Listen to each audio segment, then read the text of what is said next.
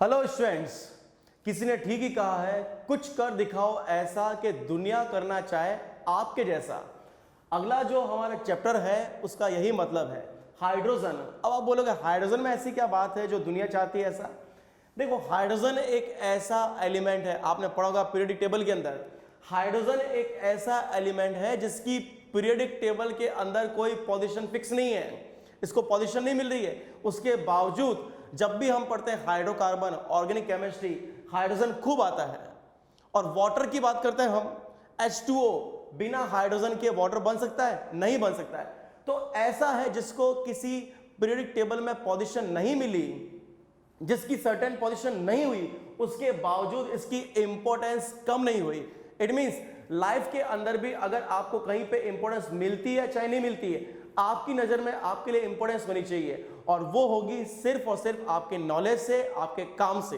Clear बात? अब हम यहां काम की बात करते हैं। हाइड्रोजन, सबसे पहले समझो इसको हम हाइड्रोजन क्यों बोलते हैं। दो वर्ड से मिलकर बना है, एक तो है हाइड्रो, दूसरा मतलब हो जाएगा जन। अब आप बोलोगे इसमें क्या नई बात है? कुछ मतलब होता है बच्चों। हाइड्रो का मतलब हो जाएगा वाटर, और जन का मतलब होता है टू प्रोड्यूस।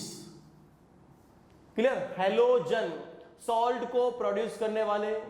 एक होता है चैल्कोजन, ये हमने पढ़ा था, ओर्स को प्रोड्यूस करने वाले। It means water producing gas. इसका जो मतलब निकला है, क्या निकला? Water producing gas. अब आप बोलोगे ये कोई इंद्र भगवान है जो वाटर प्रोड्यूस कर रहे हैं या बारिश आ रही है? नहीं, वाटर का जो फॉर्मूला है H2O, उसमें हाइड्रोजन का कंट्रीब्यूशन है। अब आप बोलोगे हमने ऑक्सीजन को क्यों नहीं बोला? ऑक्सीजन भी तो वहां पे है। देखो, किसी ना किसी एलिमेंट को कोई ना कोई नाम दिया जाता है, तो उसके पीछे जो लॉजिक है, तो हाइड्रोजन के पीछे ये आ रहा है hydrogen, it means water producing. Oxygen का भी कंट्रीब्यूशन है, उसका भी और ज्यादा कंट्रीब्यूशन है, इससे कम नहीं है। लेकिन एक को हमने फिक्स कर दिया क्योंकि वैसे भी इसको पोजीशन तो मिल नहीं रही है, कुछ तो इसको इंपॉर्टेंस दो। तो हाइड्रोजन का मतलब हुआ वाटर को प्रोड्यूस करने वाली गैस।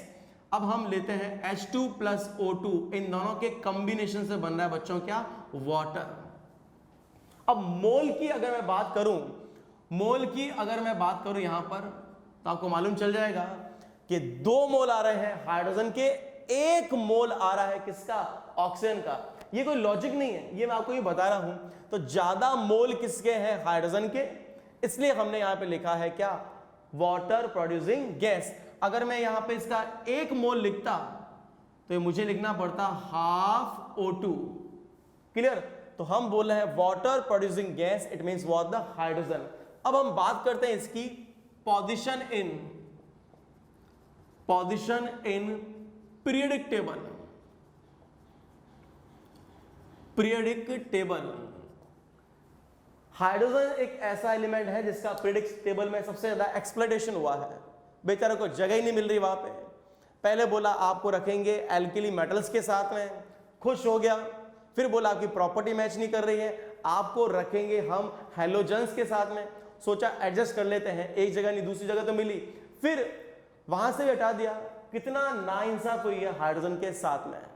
अब आजकल क्या करते हैं, इसको सेपरेट रखते हैं, सबसे अलग, आइसोलेटेड रखते हैं, किसी भी ग्रुप के अंदर इसको नहीं रखते हैं। तो काफी इसके साथ में नाइंसाफी है, लेकिन इसकी जो काबिलियत है, इसी वजह से हम इसको एक डिफरेंट वे में हाइड्रोजन चैप्टर को पढ़ते हैं। तो हम बात करते हैं पोजीशन इन पीरियोडिक टेबल।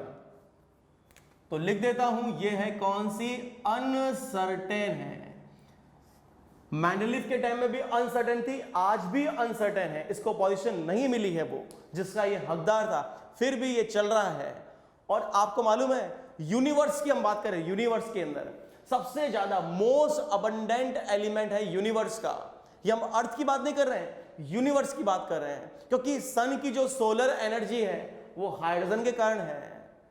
जो मार्स है, जुपिटर है, सब जगह पे हाइड्रोजन मिलती है। तो मैं लिख देता हूं क्या? मोस्ट, सबसे ज्यादा, अबंडेंट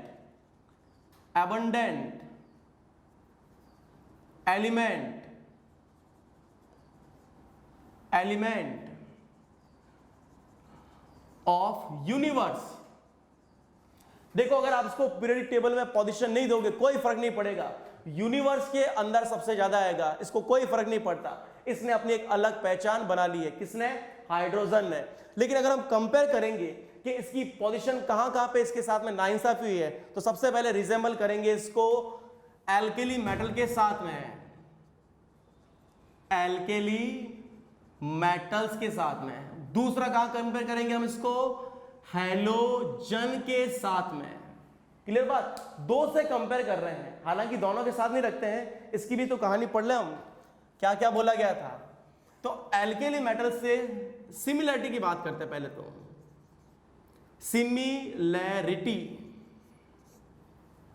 क्या बात है, ध्यान देना कि हाइड्रोजन जो है उसका कॉन्फ़िगरेशन है 1s1 और एल्केली मेटल्स जो होती है, मैं M लिख देता हूं, इनका भी हो रहा है क्या?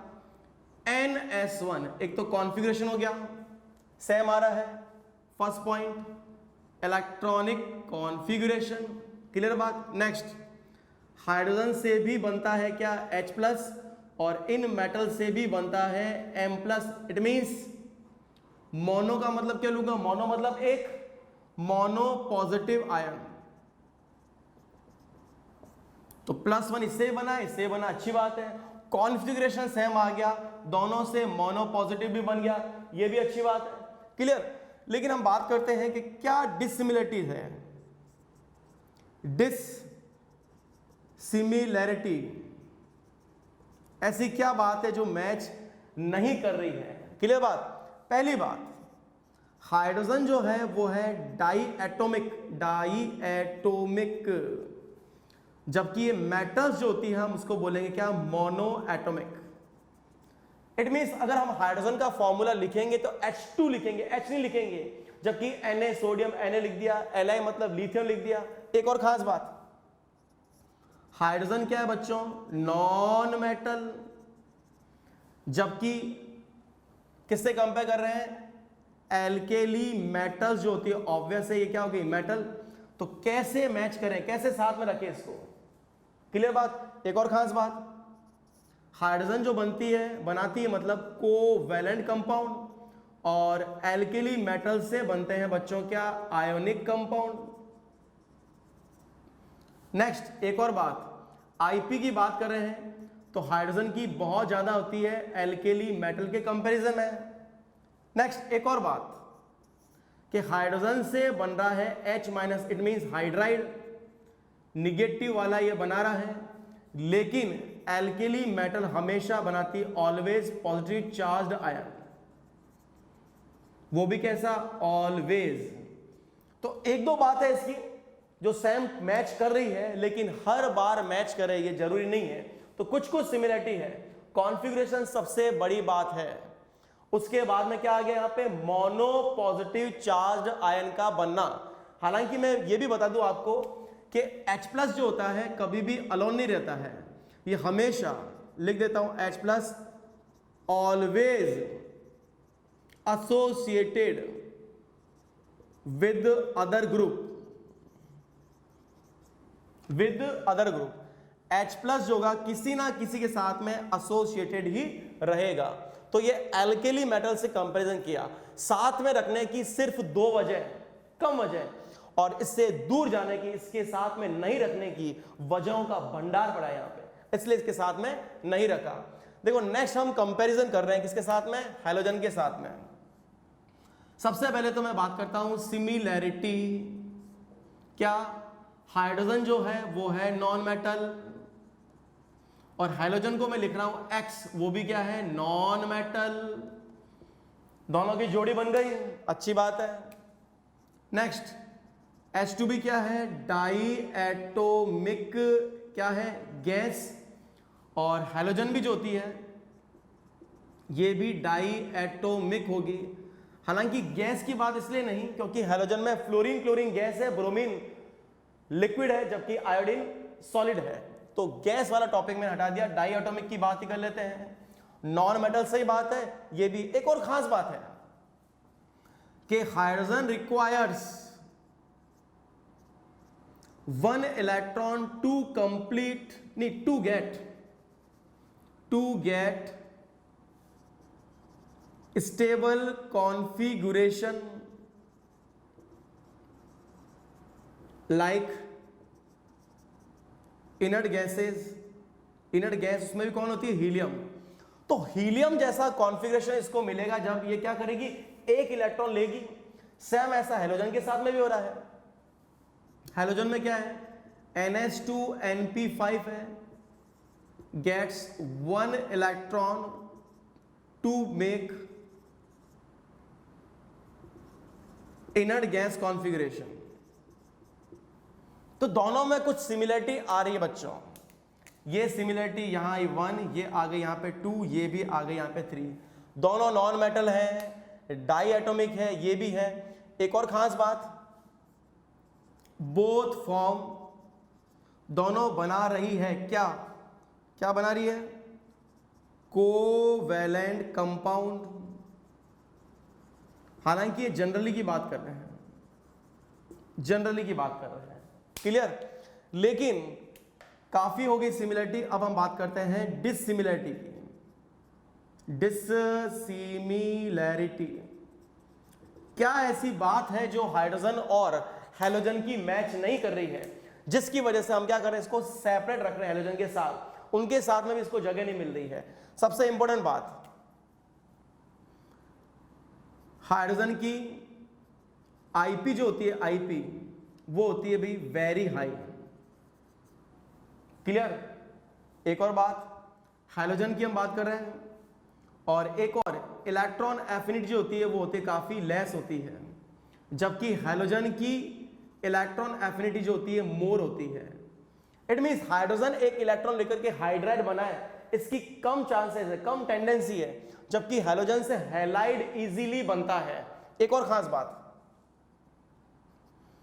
कि दोनों की मैंने ले लिया यहां पे वैलेंसी जो होती है 1 होती है जनरली, लेकिन हाइड्रोजन की वैलेंसी ऑलवेज इक्वल्स टू 1, और हैलोजन जो होता है वो शो करते हैं बच्चों क्या? Variable valency. हैलोजन जो होगा वो वेरिएबल वैलेंसी शो करेंगे। एक और खास बात कि अगर हम इसकी रिएक्शन करवाएं किसी से तो वो कैसे रिएक्शन करेगा? हैलोजन क्या करेगा? तो रिएक्टिविटी की बात करूं, रिएक्टिविटी हाइड्रोजन की होती है कम, और हैलोजन जो होते हैं उसकी रिएक्टिविटी क्या होती है? ज्यादा होती है। तो ये उस कैटेगरी के कंपाउंड नहीं बना पा रहा है जो कि रिक्वायरमेंट है, जो कि हैलोजन्स के अंदर होते हैं। इवन हैलोजन की फैमिली के अंदर भी हम फ्लोरीन, क्लोरीन, ब्रोमीन, आयोडीन, एस्टेटिन को भी हैलोजन नहीं मानते, भले ही इस ग्रुप के अंदर होगा, भले ही 17 ग्रुप का एलिमेंट है, एस्टेटिन भी इसके जैसी प्रॉपर्टी को शो नहीं करेगा। क्लियर बात? एक और खास बात जो दोनों के अंदर भी आ सकती है,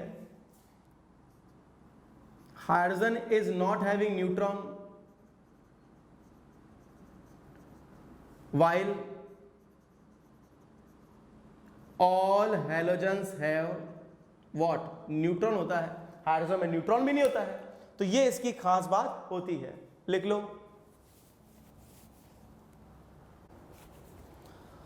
तो हाइड्रोजन की भले ही पोजीशन अनसर्टेन है, लेकिन इसकी इंपॉर्टेंस बहुत ज्यादा है, क्योंकि यूनिवर्स के अंदर मैक्सिमम अमाउंट के अंदर ये मिल रहा है और बहुत से कंपाउंड में ये मिलता है। बात करते हैं डाई हाइड्रोजन की। देखो, हाइड्रोजन और डाई हाइड्रोजन में फर्क क्या होगा कि जनरली जब हम एटॉमिक फॉर्म में लेते हैं, H एटॉम फॉर्म में लेते हैं, इसको हम बोलते हैं हाइड्रोजन। जब हम मॉलिक्यूलर हाइड्रोजन की बात करते हैं तो थोड़ा सेपरेट करने के लिए लिखते हैं डाई हाइड्रोजन। क्लियर?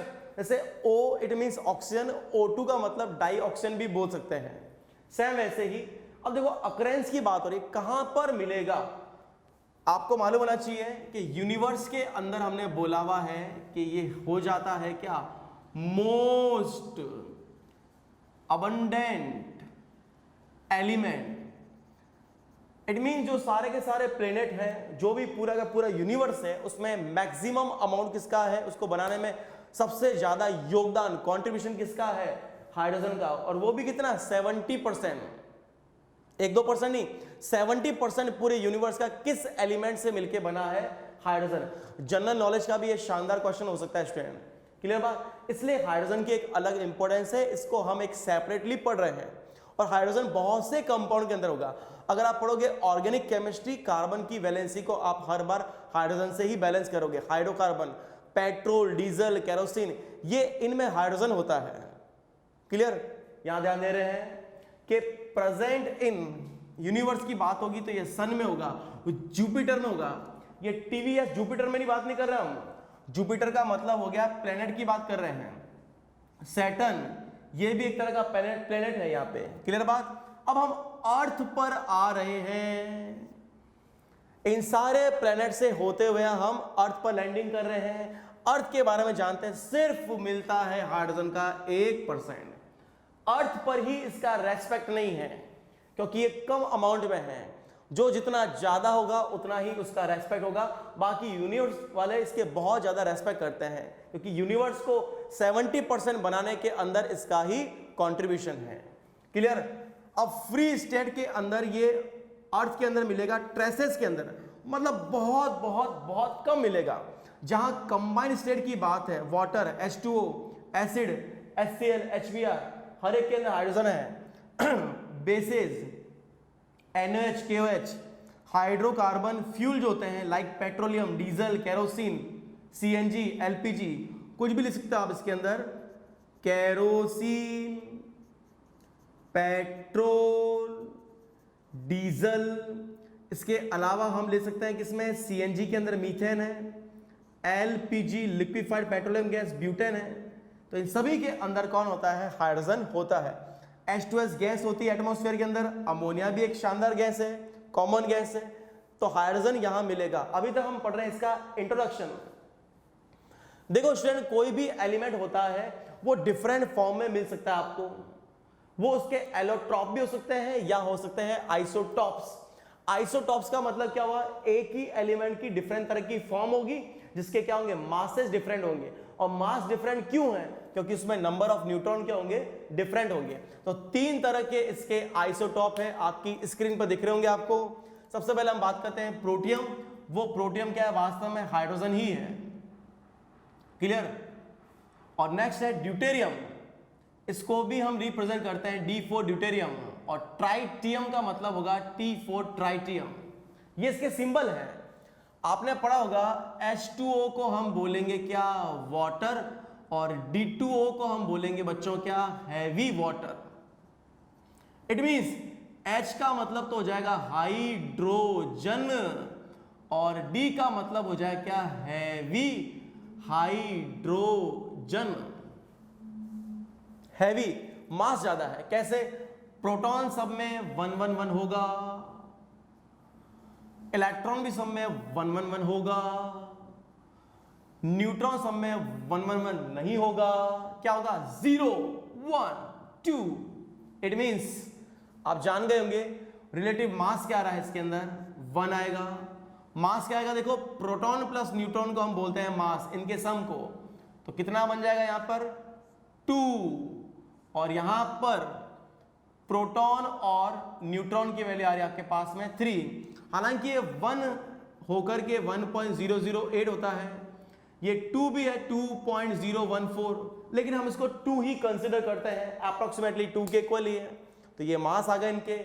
अब आपको मालूम चल गया हाइड्रोजन से ज्यादा मास है, डबल है, हैवी है। इसलिए ड्यूटेरियम को हम एक और नाम देते हैं, क्या बोलेंगे बच्चों? Heavy hydrogen. अब देखो सिंबल क्या लिखेंगे इसका? 1H1, 1D2, 1T3, 3 मास आएगा। इसको ये भी लिख सकते हैं 1H2, है तो हाइड्रोजन ही। इसको ये भी लिख सकते हैं 1H3। नीचे आता है एटॉमिक नंबर, ऊपर आता है एटॉमिक मास। ये क्लियर? अब हम बात करते हैं इसकी अबंडेंस की बात करते हैं। तो सबसे ज्यादा नेचर में जो मिलेगा वो मिलता है कौन? प्रोटियम। और ये मिलता है मिनिमम। और एक और खास बात है कि ट्राइटियम जो होता है, लिख देता हूं मैं यहां, होता है कैसा? रेडियो। साउंड सॉन्ग वगैरह नहीं आते हैं, पूरा नाम तो सुनो, रेडियो एक्टिव। ऐसा नहीं कि गाना गाता है, रेडियो एक्टिव है। इट मींस इससे रेडिएशन निकलते रहते हैं। और रेडियो एक्टिव का मतलब होता है न्यूक्लियस अनस्टेबल होता है, उसकी पहचान होती है। तो रेडियो एक्टिव होगा, सबसे ज्यादा मिलेगा हाइड्रोजन। ये इस तरह से है इसकी अबंडेंस, बहुत ही कम अमाउंट में दोनों मिलते हैं नेचर के अंदर। बॉइलिंग पॉइंट, मेल्टिंग पॉइंट की अगर मैं बात करूं तो वो मास के डायरेक्टली प्रोपोर्शनल होते हैं, तो मास यहां पे बढ़ रहा है तो मिनिमम बोलेंगे यहां पे, sorry maximum. Clear. Next density की बात कर रहे हैं, ऑब्वियस है जैसे जैसे मास बढ़ता रहेगा डेंसिटी भी बढ़ती रहेगी पार्टिकल्स की। तो ये ऑर्डर आ रहा है। बॉन्ड डिसोसिएशन एनर्जी, देखो हम इन दोनों कंपेयर करेंगे, किसकी है, H2 बॉन्ड की और D2 बॉन्ड की। तो एनर्जी बॉन्ड डिसोशिएट करने में D2 के लिए हो जाएगी ज्यादा, ऑब्वियस है। दूसरा आ रहा है रिएक्टिविटी, तो बॉन्ड को डिसोशिएट करने में एनर्जी लग रही है यहां पे, डिफिकल्टी से बॉन्ड टूट रहा है, ये बॉन्ड इजीली टूट रहा है, इट मींस इसकी रिएक्टिविटी होगी ज्यादा, इनवर्स हो जाएगा यहां पे।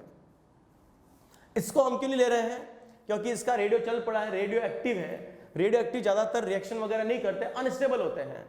अब हम आ रहे हैं वेपराइजेशन एंथैल्पी, वेपर बनाना, ये हल्का है ये भारी है, तो वेपर वगैरह की अगर हम बात करेंगे तो ज्यादा एंथैल्पी चाहिए किसको, D2 को। नेक्स्ट नोट दे रखा है हाफ लाइफ पीरियड। देखो इसका मतलब क्या होता है कि कोई मैटर हमारे पास में था, सपोज मान के चलते हैं 100 ग्राम, तो उस टाइम जब वो रह गया कितना, 50 ग्राम, इट मींस जो मास था वो आधा रह गया। क्यों आधा रह गया, रेडियो एक्टिव के अंदर रेडिएशंस निकलते रहते हैं जिससे मास में कमी आती है। क्लियर। तो जब मास इनिशियल मास का आधा रह जाएगा, that is called what, the half life period. इंसानों में भी ले लो, मान के चलते हैं कोई 70 ईयर की उसकी लाइफ है, तो 35 क्या हो गया, उसका हाफ लाइफ पीरियड हो गया, आधी लाइफ कंप्लीट हो गई। तो हाफ लाइफ पीरियड ये आप पढ़ोगे, एक चैप्टर है केमिकल काइनेटिक्स 12th क्लास के अंदर, वहां पे इसके बारे में इंफॉर्मेशन है। तो हाफ लाइफ पीरियड, इसको T हाफ लिखते हैं, T इट मींस टाइम और हाफ करते ही हाफ लाइफ पीरियड बन गया ये T half of tritium, protium, deuterium, tritium. इसकी वैल्यू होती है कितनी, 12.33 ईयर। इसका मतलब क्या है, अगर आपने कंटेनर लिया, उसके अंदर आपने पूरा क्लोज करके ट्राइटियम को 100 ग्राम लिया है, तो वो 12.33 ईयर के बाद में ऑटोमेटिक, कुछ कम करने की जरूरत नहीं है, अपना आप हो जाए कितना, 50 ग्राम हो जाएगा। क्लियर। आप सोचोगे सर हमारे घर में वाटर है, हम देखते हैं कई बार पड़ा रहता है, तो वो तो 5 मिनट के अंदर आधा हो जाता है, उड़ जाता है, वेपराइज हो जाता है, क्या वो उसका हाफ लाइफ पीरियड है, नहीं।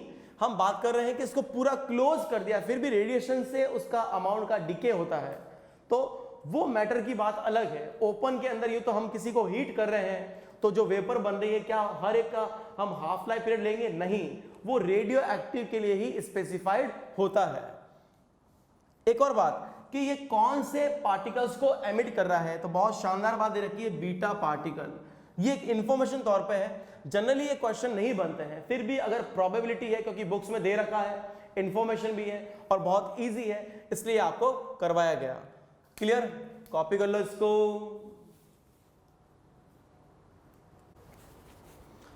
देखो स्टूडेंट, हाइड्रोजन की 2 तरह की फॉर्म बन सकती है। अब हम बात करते हैं 2 फॉर्म कौन सी होगी। हाइड्रोजन जो है, हमने बात की है, ओनली हाइड्रोजन बोलेंगे इस चैप्टर में, इसका मतलब होगा हाइड्रोजन एटम की बात हो रही है। और डाई हाइड्रोजन बोलेंगे, इसका मतलब होगा हाइड्रोजन के molecule, it means H2 molecule की बात हो रही है। देखो हाइड्रोजन जो होगा वो 2 फॉर्म में मिलेगा, एक तो हम बोले हैं एटॉमिक हाइड्रोजन, दूसरा बोला है नेसेंट हाइड्रोजन। दोनों का मतलब एक ही है कि हाइड्रोजन का एटम है, लेकिन दोनों में कुछ फर्क है। ये केमिकल रिएक्शन में बनता है और ये जो होता है वो हाइड्रोजन के मॉलिक्यूल से स्पेसिफाइड बन रहा है। कैसे कि अगर हमारे पास में है molecular hydrogen, it means H2 का मॉलिक्यूल है, इसमें अगर हम हाई टेम्परेचर दें और लो प्रेशर दें, जनरली हम यहां पर देते हैं क्या, इलेक्ट्रिक आर्क, और ये जो टेम्परेचर होता है वो होता है अप्रोक्सीमेटली 200 डिग्री सेल्सियस के आसपास। तो हाइड्रोजन का जो मॉलिक्यूल है, ये हाइड्रोजन के जो 2 एटम होंगे जिसके बीच में बॉन्ड है, वो हो जाएगा ब्रैक। अब हमारे पास में आ जाएगी कौन, एटॉमिक हाइड्रोजन। 2 हाइड्रोजन के एटम बनेंगे। ध्यान देना, हमने इसमें बॉन्ड को तोड़ा है, इसलिए हम बोलेंगे कि ये जो प्रोसेस है वो है endothermic process. Endo it means bond को तोड़ने में एनर्जी का गेन हो रहा है, एनर्जी आ रही है, एग्जिट नहीं हो रही है, एक्सेप्ट हो रही है। क्लियर? इसलिए हम बात करते हैं कि यहां पर जो वैल्यू होगी डेल्टा एच वो क्या होगा, पॉजिटिव। डेल्टा एच की वैल्यू है पॉजिटिव, ये रिप्रेजेंट करता है एंडोथर्मिक प्रोसेस को। नेक्स्ट हम बात करते हैं ये जो हीट है, हम बात करें यहां पे heat is stored up in atom. अब ये कैसे होगा, ध्यान देना, जो दो हाइड्रोजन के एटम हैं वो होते हैं क्या, अनस्टेबल होते हैं। इसको मैं रिवर्स लिख रहा हूं, ये रिएक्शन होगी यहां पर। अब दो हाइड्रोजन के एटम होंगे, लिख रहा हूं मैं, ये होते हैं अनस्टेबल। क्लियर? इससे बन जाएगा वापस हाइड्रोजन का मॉलिक्यूल।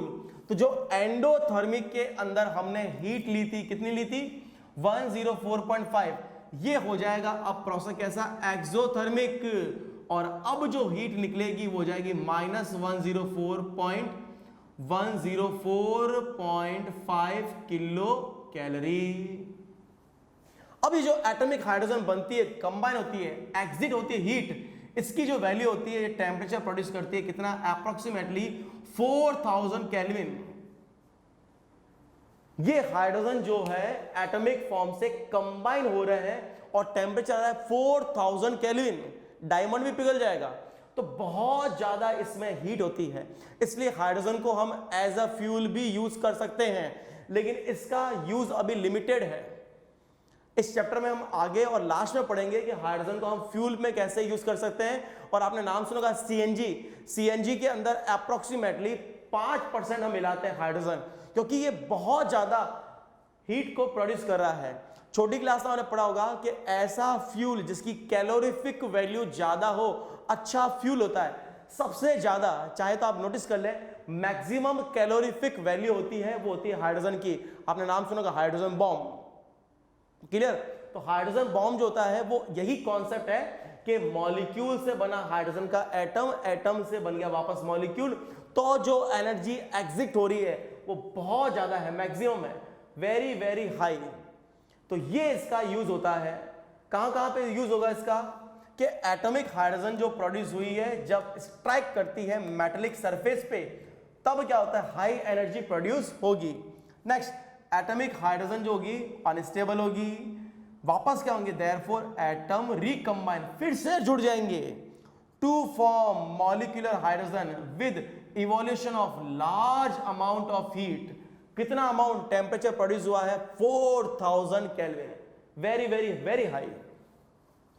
यूज कहां करते हैं इसका, एक तो हाइड्रोजन है, ऑब्वियस रिडक्शन में काम मिलेंगे, otherwise fabrication of atomic hydrogen torch या ऑक्सी हाइड्रोजन टॉर्च। बहुत ज्यादा हीट प्रोड्यूस होगी, उससे लाइट भी लगेगी, उस पर्टिकुलर टॉर्च को हम बोलेंगे क्या, ऑक्सी हाइड्रोजन टॉर्च या एटॉमिक हाइड्रोजन टॉर्च। तो ये इसके यूज है। हालांकि ये चीज हम जब इसके यूजेस पढ़ेंगे चैप्टर की एंडिंग में, वहां पर ये टेम्परेचर और ये बात फिर से रिपीट हो जाएगी। तो इलेक्ट्रिक आर्क देने से हाइड्रोजन का मॉलिक्यूल टूटा, हाइड्रोजन के एटम बने, ये हैं अनस्टेबल। ये वापस कंबाइन होकर के हीट प्रोड्यूस कर रहे हैं, टेम्परेचर बन रहा है 4000 केल्विन। नेक्स्ट दूसरी आ रही है हमारे पास में, कौन, नेसेंट हाइड्रोजन। ये नेसेंट का मतलब भी आप जनरली सुनेंगे, कई केसेस में नेसेंट ऑक्सीजन भी होती है। ये ड्यूरिंग द रिएक्शन अगर हाइड्रोजन का एटम प्रोड्यूस हुआ, nascent hydrogen. During the reaction अगर ऑक्सीजन का एटम प्रोड्यूस हुआ तो हम उसको बोलते हैं नेसेंट ऑक्सीजन। जनरली ऐसे रिप्रेजेंट करते हैं इसको, H बड़े ब्रैकेट के अंदर, नेसेंट है, पैम्पर्ड करके रखते हैं इसको। तो produce during a chemical reaction, ये मोर रिएक्टिव होता है देन ऑर्डिनरी हाइड्रोजन। क्यों मोर रिएक्टिव, क्योंकि ये अनस्टेबल होता है, more reactive and less stable. देखो जिंक जो है वो सल्फ्यूरिक एसिड के साथ में मिला रहे हैं, या एसिड को जिंक में मिला लो। अब आपने हमेशा ये रिएक्शन पढ़ी होगी कि बनता है क्या, जिंक सल्फेट प्लस बनता है हाइड्रोजन। लेकिन वास्तव में कह रहा हूं कि बनती है यहां पर क्या, दो नेसेंट हाइड्रोजन। क्लियर बात? तो जिंक सल्फेट, जिंक क्या करेगा, हाइड्रोजन को डिसप्लेस कर देगा और बना देगा नेसेंट हाइड्रोजन। ऑब्वियस है ये हाइड्रोजन कहां काम आती है, किसी के रिडक्शन में भी काम आती है। क्लियर? अब देखो नेसेंट हाइड्रोजन का प्रोडक्शन कौन कौन कर सकता है? पहली बात दिख रही होगी, जिंक और डाइल्यूट एसिड, टिन और डाइल्यूट HCl, दोनों एसिड डिफरेंट है। ये आप रिडक्शन के अंदर भी काम में देखोगे, ये रिडक्शन के अंदर क्या होता है, बहुत सी ऑर्गेनिक रिएक्शन के अंदर एल्यूमिनियम के साथ में सोडियम का हाइड्रोक्साइड मिला लो, हाइड्रोजन बनेगी, कौन सी बनेगी? Nascent hydrogen. इसकी रिएक्शन भी आप देख लो कि इन दोनों के कॉम्बिनेशन से ये बनता है सोडियम मेटा एल्यूमिनेट, और इसमें हाइड्रोजन भी बनती है। हम जो प्रिपरेशन मैटर पढ़ेंगे हाइड्रोजन का, वहां पर ये चीज रिपीट होगी। Next, electrolysis of acidified water. इसी चैप्टर में हम पढ़ेंगे कि हाइड्रोजन का प्रोडक्शन कर सकते हैं जब वाटर के अंदर इलेक्ट्रिक करंट पास करेंगे, तो एनोड जो है, एनोड उस पे बनेगी ऑक्सीजन और कैथोड पे बनेगी हाइड्रोजन। तो हाइड्रोजन और ऑक्सीजन का प्रोडक्शन कर रहे हैं हम वाटर से, तो उसके अंदर जो हम इलेक्ट्रिक करंट पास कर रहे हैं, इलेक्ट्रोलाइसिस हो रहा है किसका? वाटर का।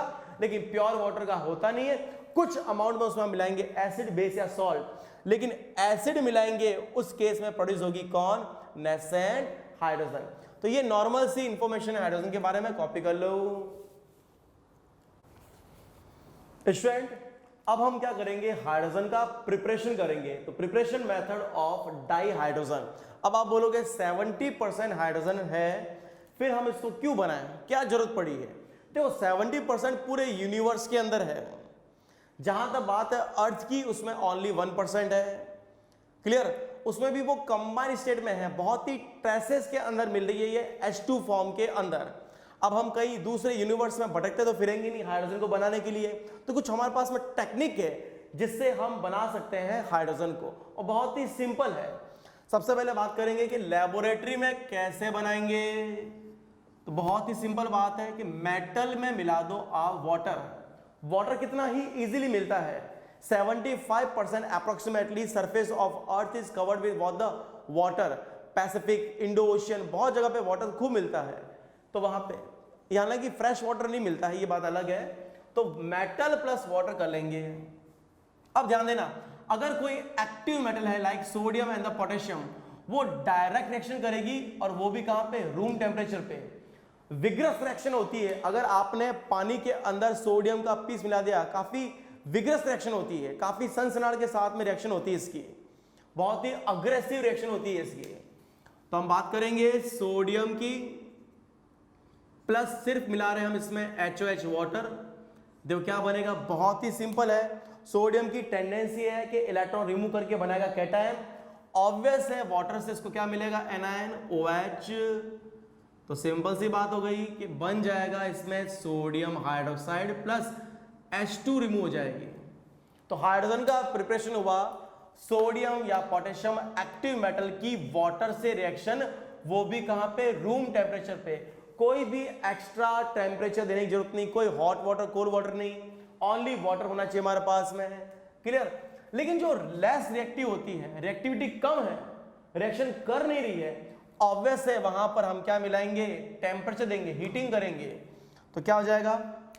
कैल्शियम हो गया, जिंक हो गया, मैग्नीशियम हो गया, एल्यूमिनियम हो गया, इनको हीटिंग की रिक्वायरमेंट है। एल्यूमिनियम प्लस वाटर, क्या मैं वाटर को लिख दूं HOH?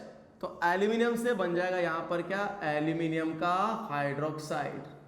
क्लियर बात? हालांकि और ज्यादा अगर हीटिंग करते हैं तो ये कन्वर्ट हो जाता है किसमें? एल्यूमिनियम के ऑक्साइड में, प्लस हाइड्रोजन भी बनती है।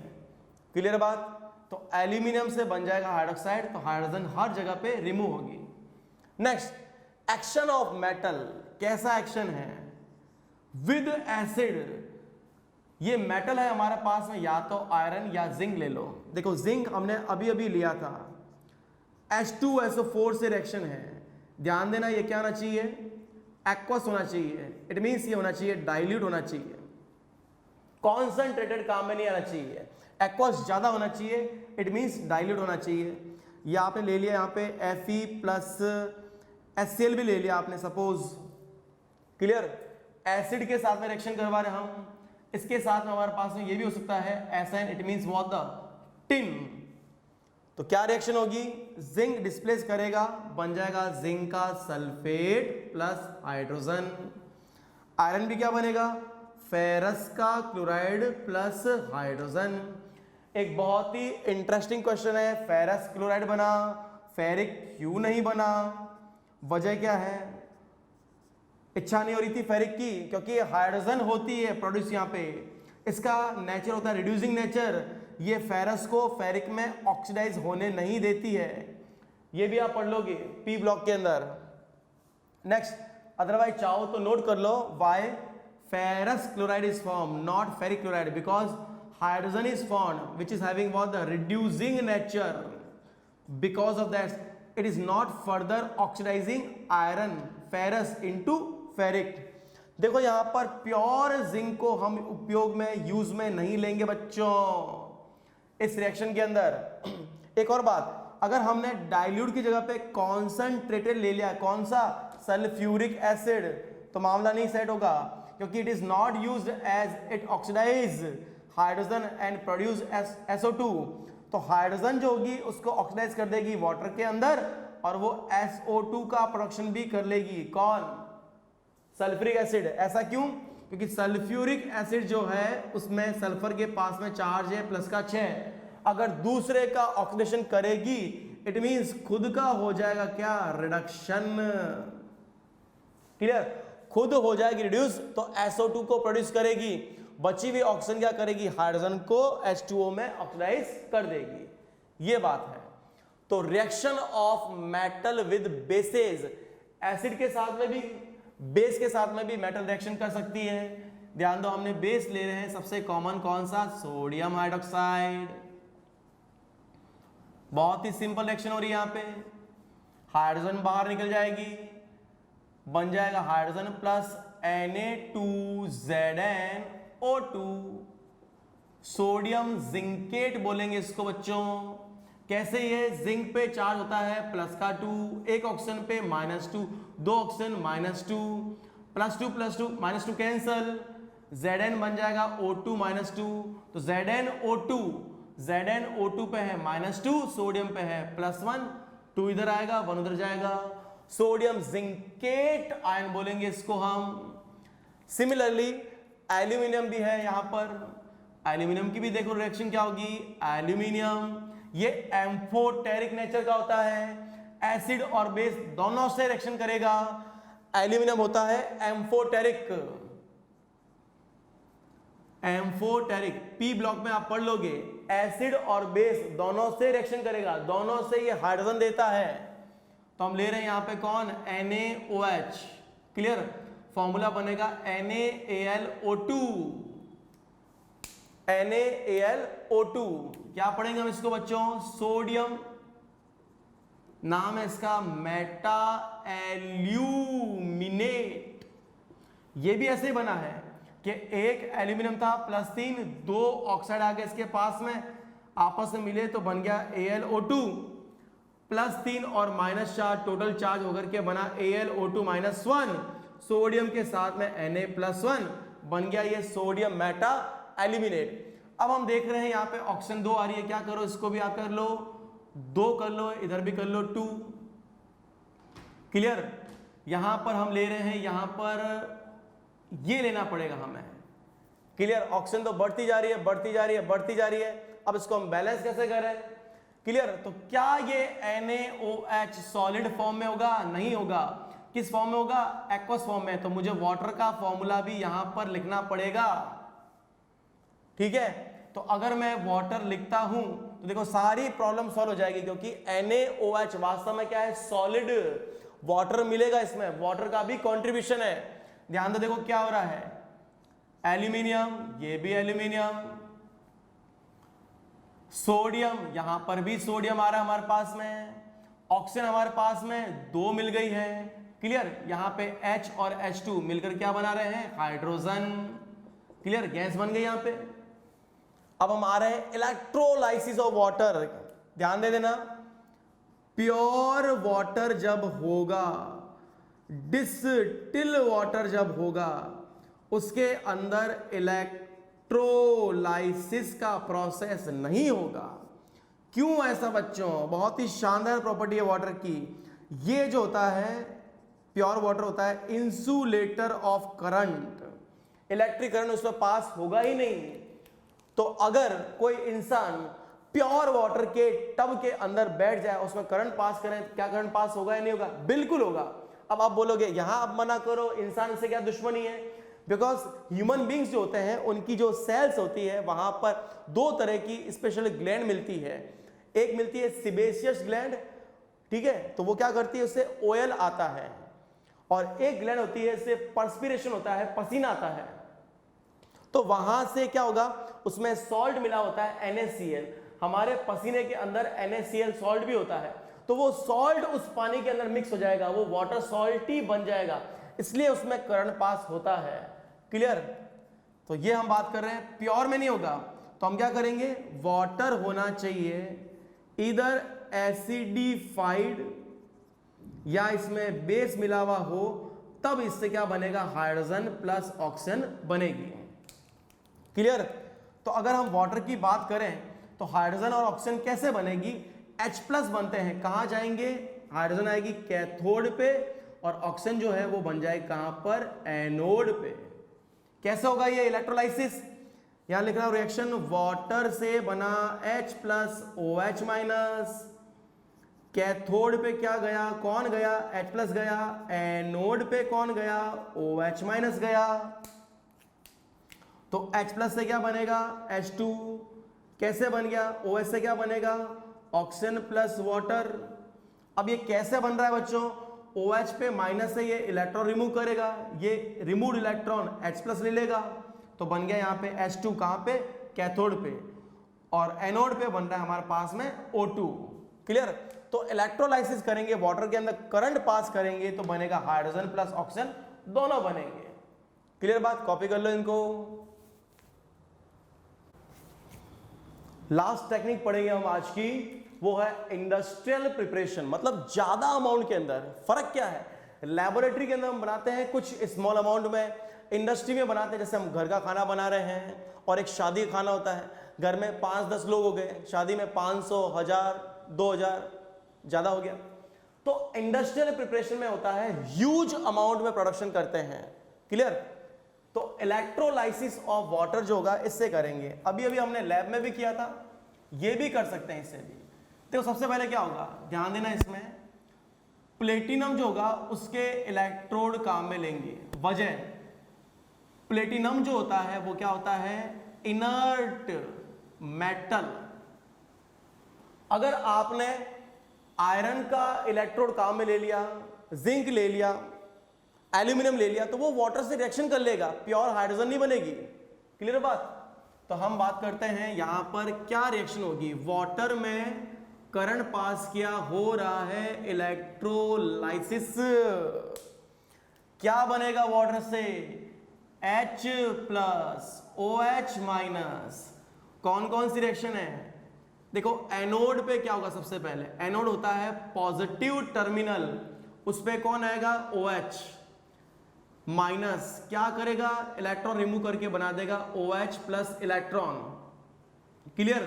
अब क्या होगा, देखो बच्चों, OH जो होगा वो आपस में कंबाइन होकर, जैसे मैं बना रहा हूं OH1 OH2, क्या बन गया, वापस दिख रहा है आपको, वाटर बन जाएगा, प्लस बन जाएगा यहां पर कौन, ऑक्सीजन। ठीक है? अगर मैं इसको 4 कर देता हूं, 4 OH कर देता हूं, तो 4 इलेक्ट्रॉन बाहर निकले, 4 OH बने। क्लियर? तो ये भी 2 बन जाएगा, ये भी 2, 4 OH हो गए। वाटर के मॉलिक्यूल कितने बन रहे हैं बच्चों, 2, और ऑक्सीजन का 1 मॉलिक्यूल बन गया। बैलेंसिंग के लिए बताया आपको। नेक्स्ट, एनोड का भाई कौन है, कैथोड आ गया। कैसा होगा वो, निगेटिव टर्मिनल होगा। अब मैं क्या करूंगा, OH तो मैंने ले लिया 4, 4 मैं H+ ले लूंगा। कहां से आई, इसको 4 कर लो आप, इसको भी 4 कर लो, इसको भी 4 कर लो। ठीक है? ये हम नॉर्मल बैलेंसिंग के लिए बात कर रहे हैं।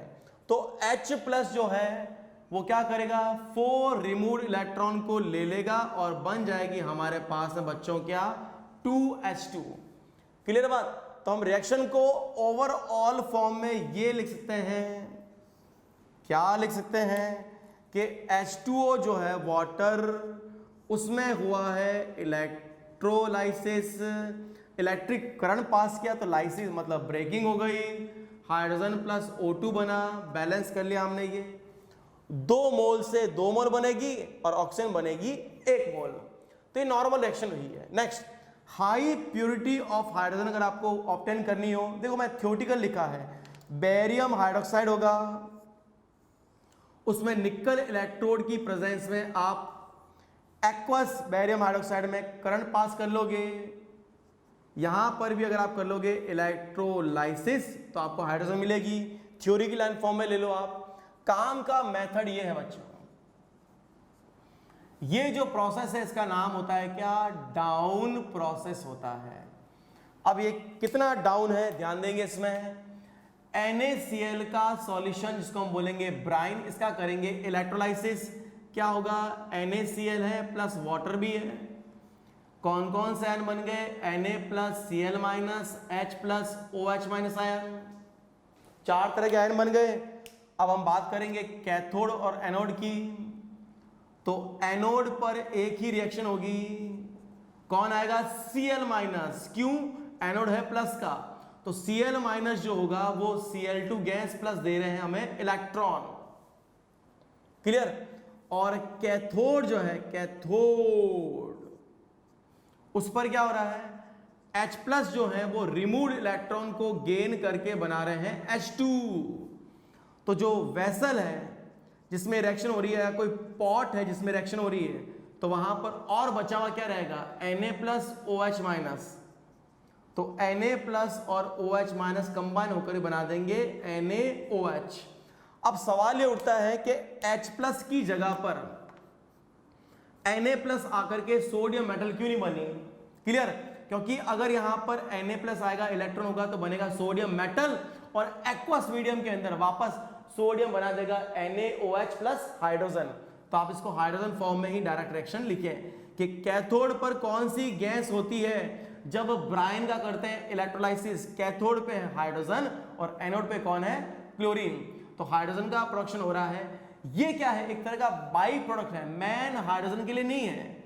वास्तव में प्रोडक्शन तो कर रहे हैं हम NaOH का, लेकिन इसके साथ साथ में बन जाता है हाइड्रोजन और क्लोरीन भी। लिख लो इसको।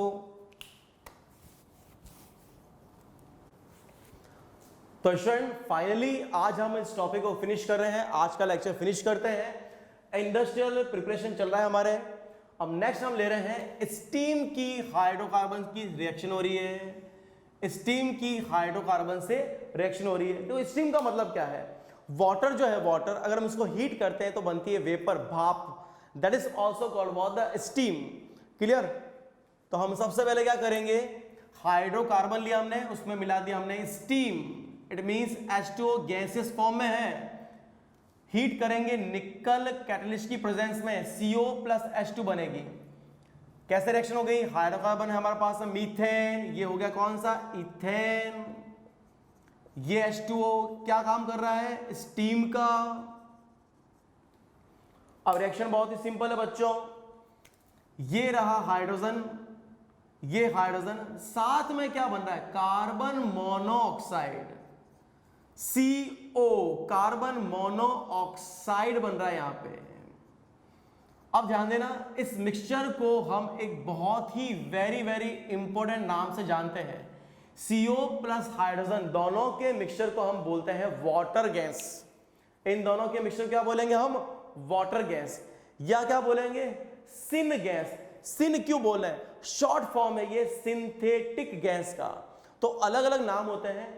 ओनली अगर ये होगा तो वाटर गैस नहीं है, ओनली हाइड्रोजन है तो नहीं है, दोनों का कॉम्बिनेशन, इट मींस ये स्पेसिफाइड रिएक्शन है जिसमें इन दोनों का कॉम्बिनेशन ही प्रोड्यूस होगा। इस मिक्सचर को हम बोलेंगे, CO प्लस हाइड्रोजन के मिक्सचर को बोलेंगे, इररेस्पेक्टिव ऑफ रेशियो चाहे कुछ भी हो, इन दोनों के मिक्सचर को क्या बोले, वाटर गैस, सिंथेटिक गैस, या क्या बोले, सिन गैस। ये 3 नाम है इसके, तो ये लिखवा दे आपको, काफी इंपॉर्टेंट है ये। क्लियर। अब हम बात करते हैं कोल गैसिफिकेशन, क्या मतलब होगा, ये नया नाम आ गया यहां पे।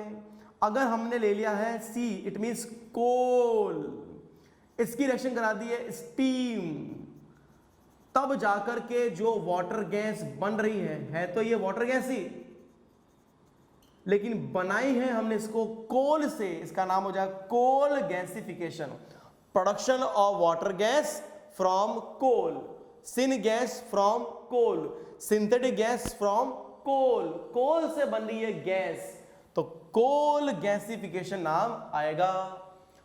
नेक्स्ट और लास्ट रिएक्शन है, देखो वाटर गैस शिफ्ट रिएक्शन, मतलब वाटर गैस को हमने क्या किया है, शिफ्ट किया है। क्लियर बात? तो हाइड्रोजन का जो प्रोडक्शन है उसको इंक्रीज करने के लिए क्या करते हैं, CO जो बन गई है उसकी स्टीम के साथ में रिएक्शन करवाते हैं in the presence of chromium oxide या आयरन ऑक्साइड या आयरन का ऑक्साइड, ये दे रखा है। इसी प्रोसेस को हम बोलते हैं बच्चों क्या, बॉश प्रोसेस भी बोलते हैं।